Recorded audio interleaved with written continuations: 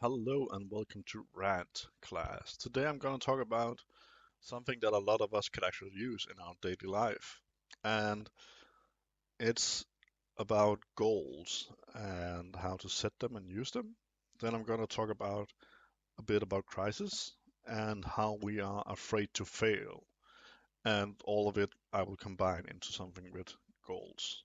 So, let's talk about crisis. We can all get into a crisis some point in our life where our how we see the world is changed like massively, and then we're hit with a crisis. And it happens now and then. Sometimes it happens when you go from a kid to adult. Sometimes it happens when you try to look back at your life, at what you have achieved and what you have now, and then you might hit a midlife crisis because you feel like you haven't achieved all that you wanted to achieve. So they are fairly common. They can happen from whenever you're hit with something and you hit some sort of crisis. So then we have the other thing that is we are afraid to fail. I have seen this happen a lot that we have young people who don't try out new things because they're afraid they will fail doing them. And I do understand that because you fear that you might look stupid or that you can't do it. But you never know if you can do it before you actually try, and you will never learn to actually do it before you keep trying and actually in the end learn it. Because we tend to forget that we actually have to fail every day to learn something. Every time we fail, we get some feedback from whoever is around us, and then we take that feedback and adjust what we did, and then try again to see if we still fail. Like if you're doing math and you have a question and you did it wrong, but you did part of it right and then the second part wrong. Then the teacher might say, you did this right, but this here ended wrong. Try and do this and this instead. And then you do that, and then you actually end up with the right result. Because then you actually did fail something, but because of the feedback, you adjusted and you ended up with the right result. And that's something you can apply to life in general, because we do fail a lot before we learn stuff. And we do that from being a baby and all the way to when we die. And it's something that we have to always have in our mind because it shouldn't be something that we actually are afraid of failing. It should be something that we actually forget and then just try to do something instead of being afraid of failing. So, what I tend to say if people are afraid of doing something, I say set a goal and set it small. So if I have like some students that I have to help up to an exam or they have to read up a lot of stuff, I say set a daily goal and then try and set the goal small. Like today I have to read two of my homework assignments, and then you start with the easy ones because then you achieve the goals. Hooray, you did it. That's good. Then you might actually go like, well, I can do one more just because I already hit my goal. Why not? But by doing that, you set something that you can achieve, and then there's a bigger chance you actually do it. And by setting small goals all the way up to the big goal might be that you have to read up for an exam, but how do you prepare for it? Then your goal should be for every day to read a certain amount of pages so you're ready for the exam and do a fixed amount of notes. And by doing that, you have a small goal every day up to the exam, and then you get to the exam. And again, we are so afraid of failing, especially at exams and stuff like that, because we are afraid what people will think of us, even if we get a low grade. And that this is where exams are kind of they don't show the entire picture because you might be bad at going to exams. You might go blank when you get into the door and thereby get a low grade. You might be semi-sick that day, so you can't think straight, so you get a low grade. Something might have happened on the way or something like that. There's a lot of things that actually go into the larger picture. And if you, let's say you go up to a math exam and you only get a semi-decent a grade, and you are afraid to tell people. But what the grade actually does, it just tells you that you did semi-great at calculating this and this. It doesn't tell, are you a good person? Are you a person who have empathy and wants to help people? It only tells you this small thing. So it shouldn't be something that we really fear to get because it only shows a tiny picture of the who you are as a person. So we shouldn't be that afraid of failing in what we do because it never shows the entire picture of who we are, what we are.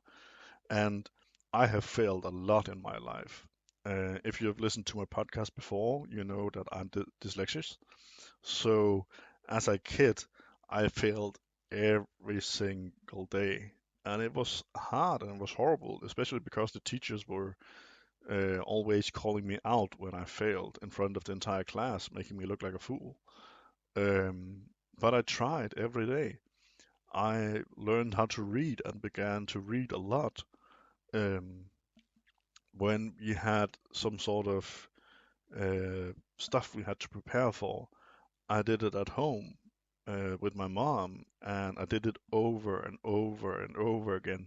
And every time I failed, I took out the part where I failed and rehearsed that part until it basically lied in my fingertips. So I was just able to scribble down the word that I had to practice. And I did that every day, and it was hard, and it was hard work.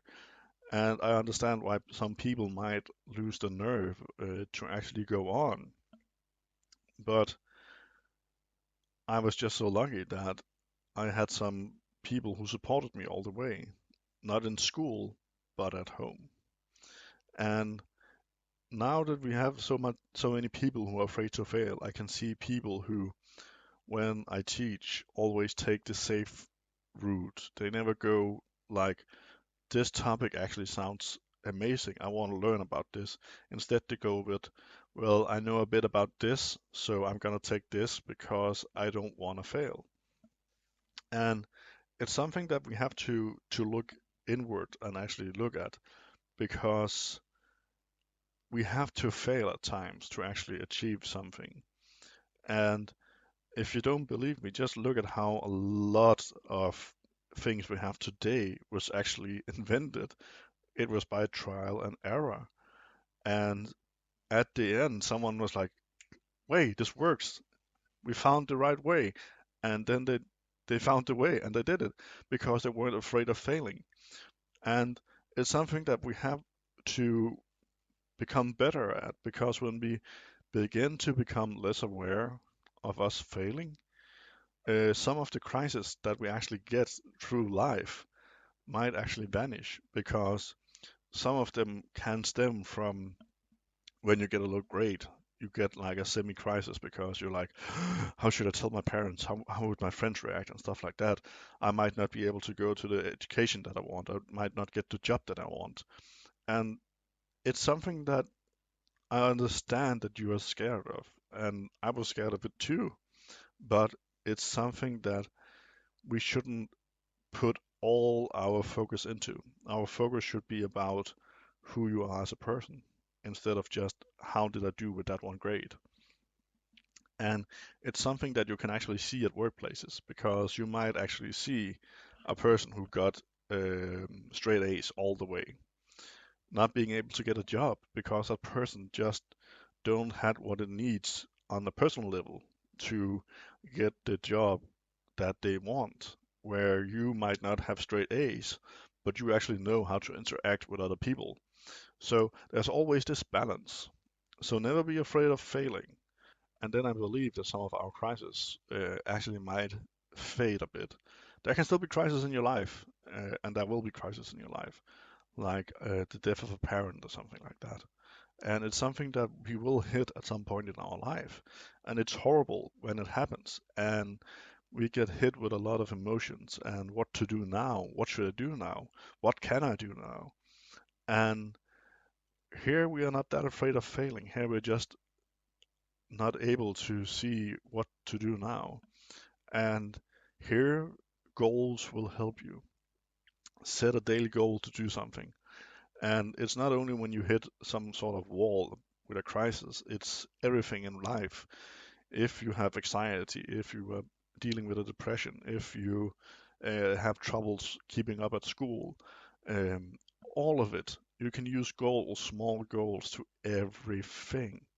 Like if you have to clean the place you live in and there's too much for you to go like, I'm just gonna do it, then set a goal. Be like, okay, I'm gonna use the next 30 minutes to clean this part. And then you do that, you clean that part, and then you take a break, and you're like, I did it, yes. And then you're like, okay, I can set a new goal. I'm gonna clean this part here and use half an hour to do that. Then you do that. Then that is done. And then you look at it and you go like, wait, I'm halfway done now. Okay, I can actually do one more before I take a break, and then you take another square, and then you take a break, and then you're like, okay, I just need the last part now, and then you do it. By breaking it up, by setting small goals, you can achieve a lot of things, even though you didn't believe you were able to, because you break it up. We tend to always look at the bigger picture. We always tend to look down the road instead of what is right in front of us, because we're always told to look ahead. And sometimes we do that so much that we forget to look in front of us and we forget to break up what we're doing into smaller bits so we can actually achieve them.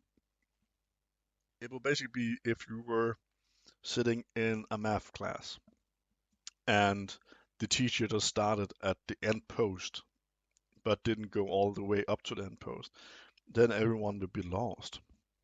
But because a teacher hopefully have learned how to achieve the goal in the end, they set small goals on the way. That today you're going to learn how to make 2 plus 2 get to 4.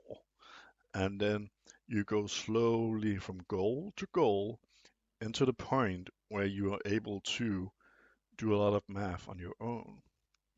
And it's something that a lot of us actually have to do in our daily life as adults. We don't always think about them, but we have to do that. And sometimes we do it while not even being aware of it. Like if you're planning out your day, that is planning out your days, and then you're setting goals for what you have to do because you go like, well, I need to shop, I need to do this, I need to do this.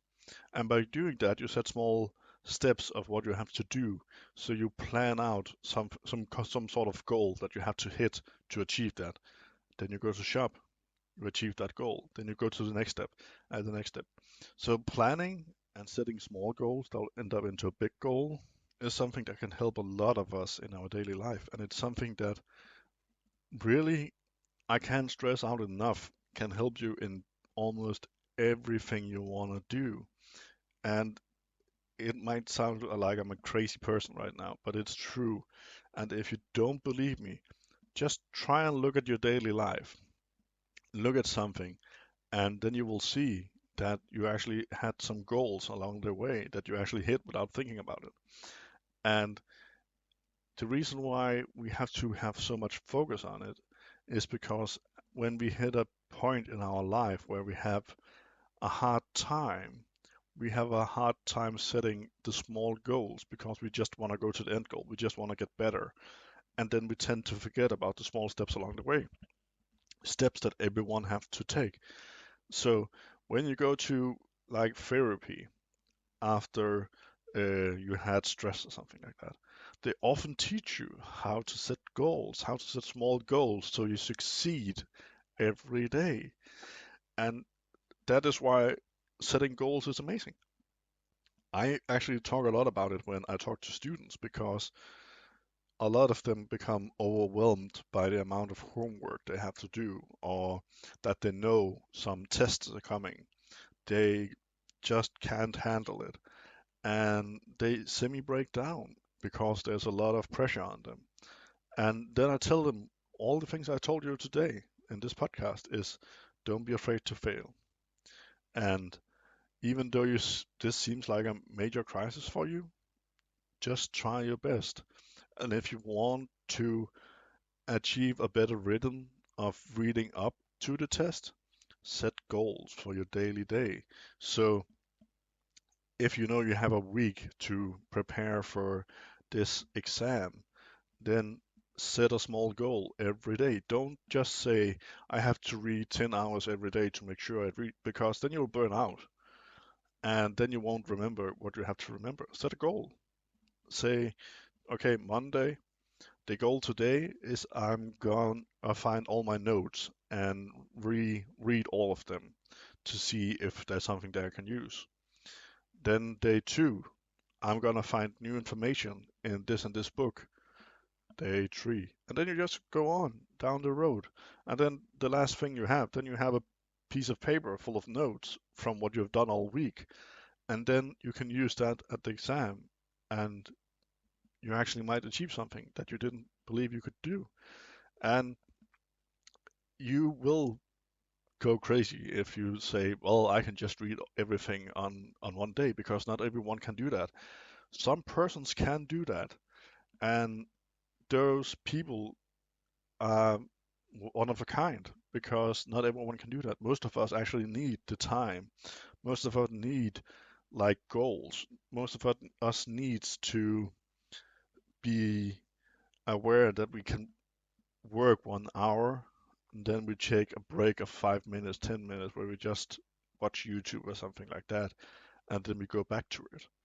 So I do hope that me talking a bit about goals and crisis and failing might be something that someone out there can use. And you can use it in every way and form in your daily life. And you can use it to help yourself, help others, help students, help teachers. And it's something that we can use to anything. So I hope that my talk about goals, planning, crisis, and afraid of failing is something that you found interesting. If you found this interesting, please remember I have a lot of other stuff out there. So this has been Radclass. You can find me on Reddit, Facebook, Instagram, and I wish you all a very happy day. Bye.